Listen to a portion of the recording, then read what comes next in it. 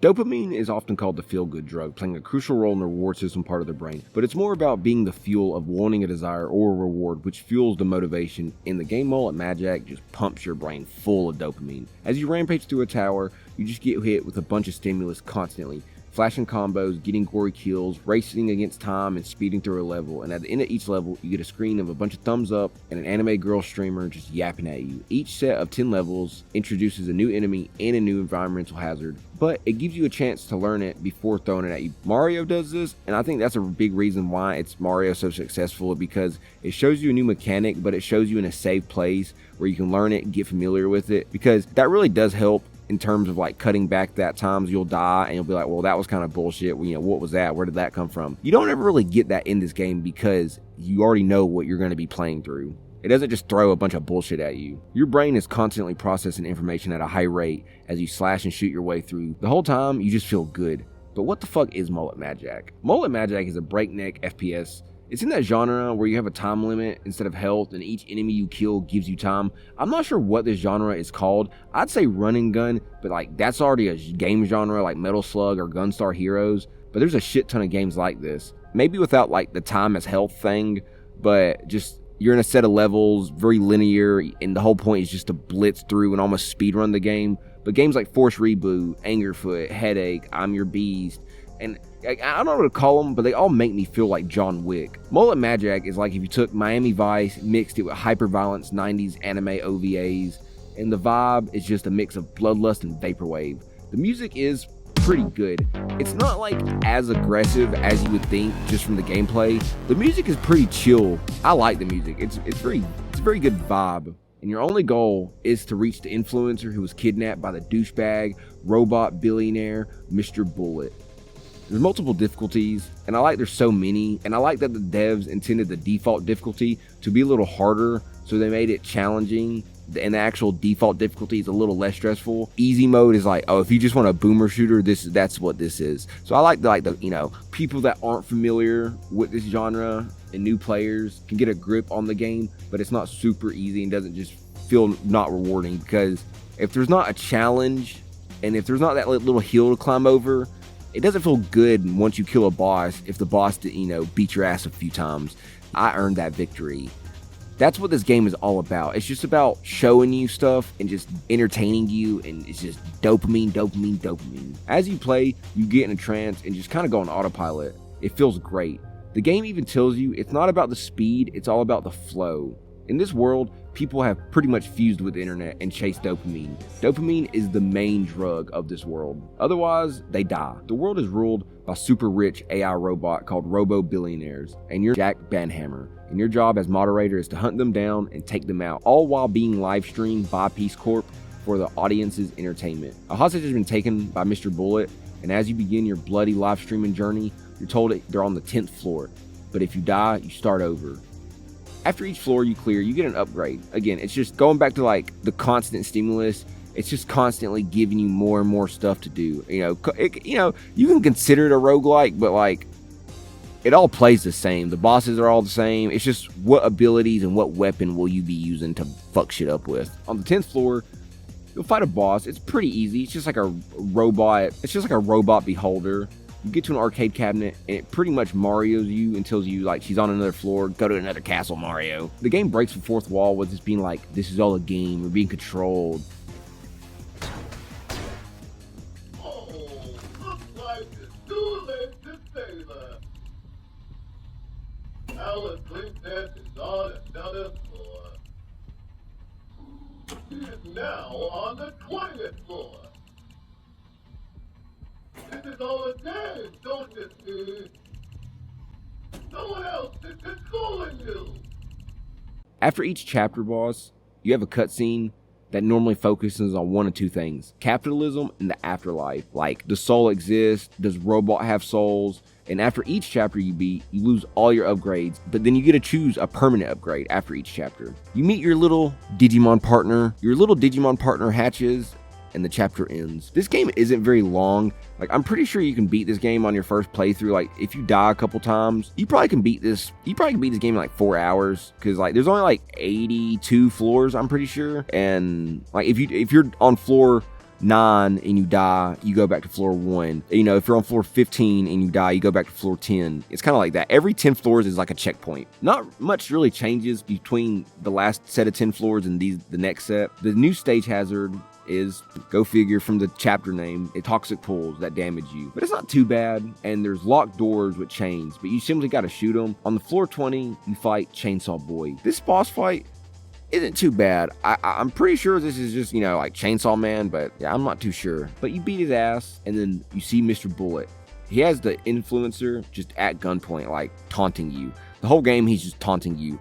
It's almost like a different flavor of Handsome Jack. Like, the boss knows he has way more assets, money, just stuff at their disposal to fuck you up, and he really just wants to taunt you the whole time. You know, a different flavor than Jack, but kind of the same vein. Just a really egotistical, super rich maniac. The main addition of the next set of levels is the addition of, you know, wall running. Who doesn't love wall running? Titanfall 2 type shit.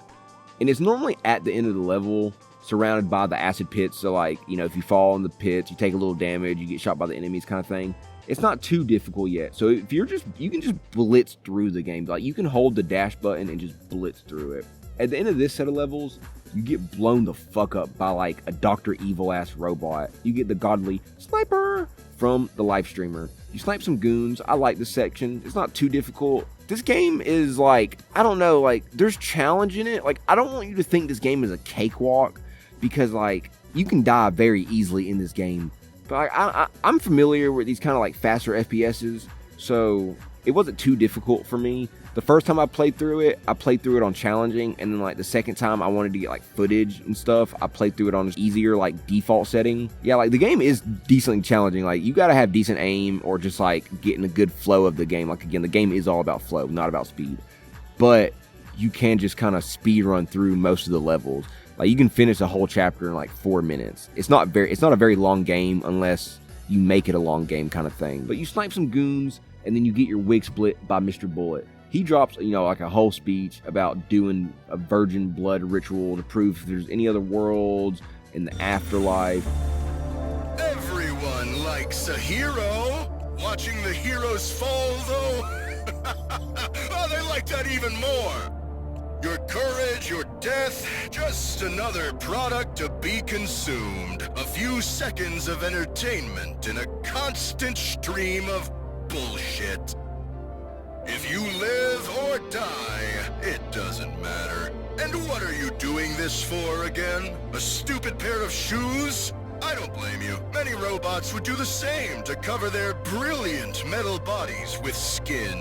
They engineer needs we do not have in order to enslave us as consumers. This cycle, though, will end.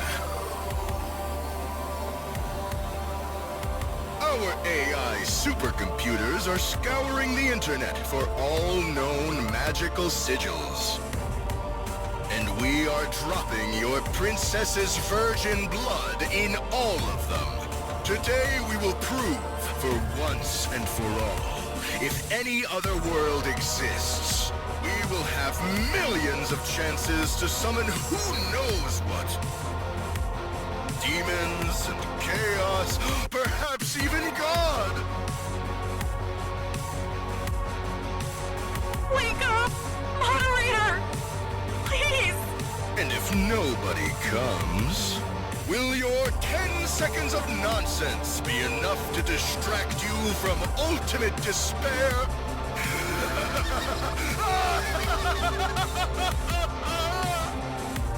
Help me! You wake up in your apartment after being shot. Your Digimon has evolved into Vademon. You pretty much go through your brain trauma rehabilitation. You know, you walk around your childhood apartment, you know, regain your body movement, you look at some TV screens, you know, get your dopamine receptors all fired back up. I'm pretty sure his idol is Ken from Fist of the North Star, because he has like a little poster of a guy that looks just like him, and it wouldn't be surprising, because eventually get back to the real world. Yeah, this chapter swaps out the acid for bottomless pits. They don't kill you they're not a one-shot death, thankfully. At level 50, you start to hallucinate from the brain damage, because you're not fully, you're called a retro-human, but think of like, V from Cyberpunk, if you've ever played that. You're not a human, but you're not technically a cyborg. You're kind of in the middle. You have like cybernetic augments, and it kind of plays into that. Because again, you're pretty much fused with the internet, serial experiments lane top shit. But I digress. At level 50, you hallucinate and encounter the samurai. I was kind of let down by this boss, to be honest. I thought the intro was really cool. It switches into a whole different genre, into an RPG, like an old school RPG. And I was like, oh shit, a weeb katana fight. But sadly, nah. You just use finisher on them. Like, you just run around the room, get cleavers and stuff, and just push a single button on them. It was a letdown. In all honesty, the bosses were kind of disappointing in this game, but I'll explain that a little bit later. They ask you where robots go when they die, and you'll get asked this a couple times. Like I said earlier, this game is mainly about like capitalism, consumerism, and the afterlife for humans and non-living creatures like robots, AIs, cyborgs. This set of levels adds lasers, and they do a shit ton of damage. They will fuck you up. But you can also use them to your advantage, like most things in this game, by kicking an enemy into them, which takes care of the laser and the enemy. And this is when you pretty much need to start playing more slower and smarter, because if you just try to rush through the levels, you'll most likely take too much damage before you can get time back, and you'll just die. Speed. The game is about flow, not speed. Other than the lasers, the enemies will just kind of jump you almost. The enemies are laid out more dangerously with the locked doors and the bottomless pits and stuff. You just got to play smarter. 3 new things are added to the next level of floors: lava pits, giant fans that you can shoot to slow down, and now samurais are just in the enemy pool. They deflect all bullets and send out like an energy wave. You have to kick them into an environmental hazard to kill them. Same thing as last time. With all the hazards and the enemies now, the game is getting decently challenging. At the end of the level, you see a vending machine, and throughout the game, that's pretty much your only other way of healing other than killing shit, is by drinking a soda from one of the mini soda machines scattered throughout the levels. And when you approach this soda machine, like a robot dragon hydra pops out. Overall, I like the idea of the boss, like, oh, it's something cool and safe, but now it's like a big fuck you. Pretty easy though. Again, most of the bosses aren't hard in this game. I think the boss I struggled with the most the first time playing was probably the second boss, the chainsaw boy, just because he was very aggressive, jumping at you, he did a lot of damage if he hit you. But yeah, this boss, the dragon head, isn't too bad. After you kill it, you take the core and you bowl with it. So yeah, that was pretty fun. Mr. Dopamine asked why robots were created without souls. Like, they just won't let this shit go. They're like, why? They're always fucking asking shit. The robots were made to do shit, and then they get free will. You know how the story goes. They always enslave humans. Humans always think, you know what? This is a good idea. I've never seen, the movie 9, Terminator. Never read the book, I Have No Mouth, I Must Scream. It's a good idea to make robots sentient and AI and all that shit. Let's keep going. Yeah, technology. And like, you kind of see, I guess, an afterlife, like kind of an afterlife, or not even an afterlife when you were in your apartment. More of like, I guess that was your life flashing before your eyes kind of thing. You're going to your happiest moments, your childhood apartment. And like, again, that's the only reason Mr. Bullet even kidnapped the girl in the first place, so he can do a virgin sacrifice to see if the afterlife is real or made up. The robots are so rich, and they don't die because they're robots. They don't die naturally because they're robots. So if they're super rich, never have to worry about natural death, what else is there in this life, in this world even for them? So they get obsessed with the afterlife. But, the afterlife and the soul kind of go hand in hand. So without the soul, what the fuck is the afterlife for a robot? I don't feel like they want to look at it in terms of like humans are their gods, because humans made them. And, if the title of God is normally just given to something that has the power to create other entities and life forms, living or organic or non-organic. And in this universe, in the universe of Mullet Magic, humans are just pretty much worthless. They're just used for entertainment now. I think really Mr. Bullet is just having like a fucking midlife crisis. This set of level adds mines. They're not really that bad to deal with. I just kind of ran past them. But they do add a door lock where instead of having to shoot shoot the door, you got to shoot these little like scanners on the side. Again, same thing. The level gets harder as you increase the elevator pitch, which you like, oh dude, it's like a Hotline Miami, but first person. Like, that's just very, very basic elevator pitch.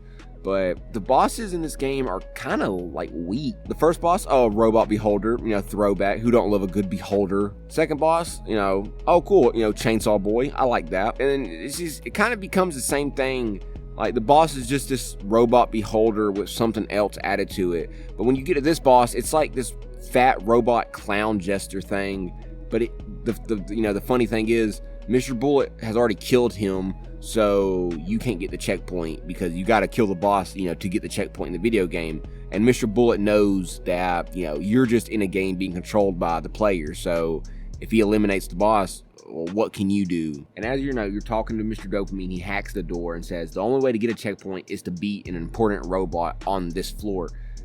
So we got to play him in rock, paper, scissors. And he valiantly sacrifices himself so we can finish our mission of getting the influencer back. You find the hostage and Mr. Bullet on the roof, and he tells you after every ritual possible, there is no afterlife and there is no God watching over us.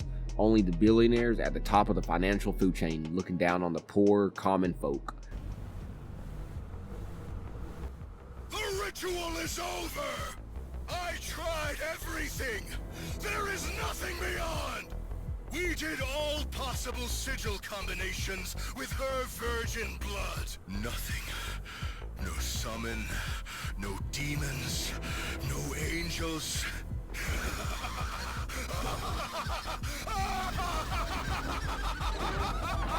This means one thing now.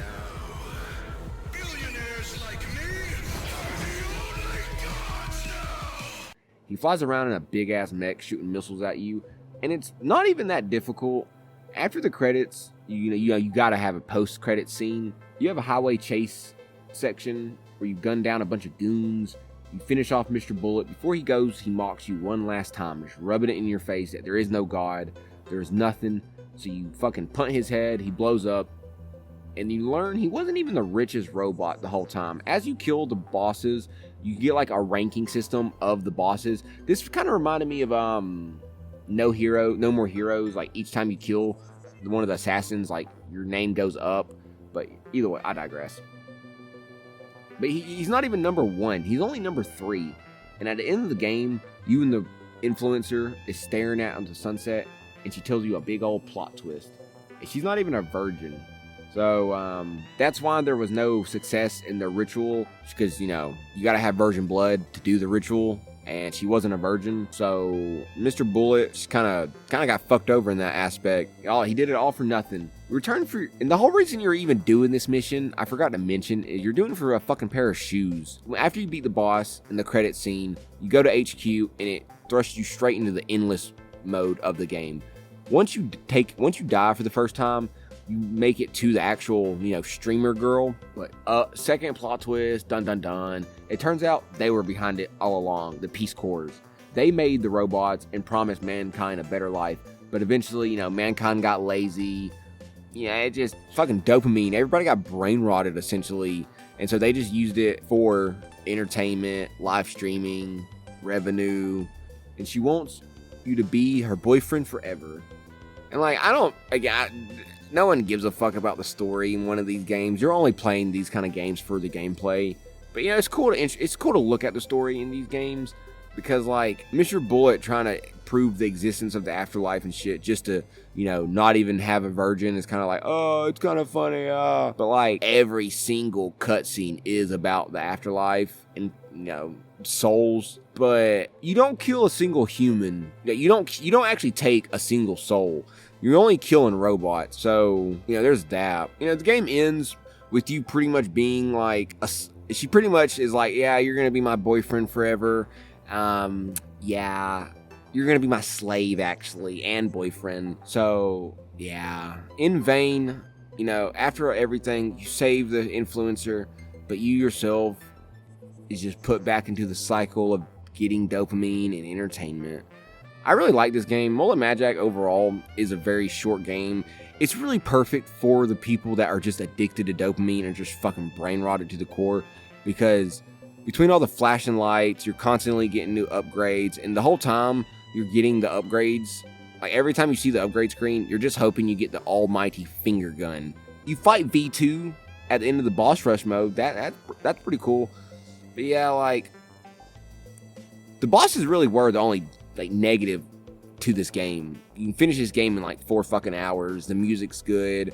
Gameplay is really smooth, fun. The visuals and art style I like. It's very clean. You just get a good like ebb and flow and go on autopilot while you're playing this game. And the death mechanic where if you die, you go back to the previous checkpoint level isn't too bad. It gets, if you're getting like fucking like just like hard stuck on a certain level, and it's like level like 59 at 60 or like 50 or 59 or 49, and you're one level away from the boss, and you're like, fuck, this is getting kind of annoying. It's not even that bad. You push through it, you get it, on that quest for dopamine. But overall, I like Mullet Mad Jack. It's a pretty good game. If you enjoyed, subscribe and like and all that. If you did not enjoy, well, subscribe. Maybe next video will be better. I hope everybody has a good day. Till next time.